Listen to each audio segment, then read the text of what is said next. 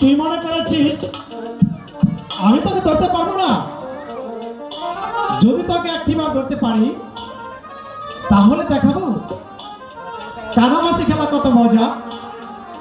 আরে শালা মদন, আরে তুই যে কোথায় লুকিয়েছিস? আমি তো তোকে দেখতেই পাচ্ছি না। এই মদন, এই মদন, আমাকে ধরা দে বলছি। আমি তো তোকে খুঁজে পাচ্ছি না। ধরা না দিলে আমি তোকে ঠিক খুঁজে বের করবো।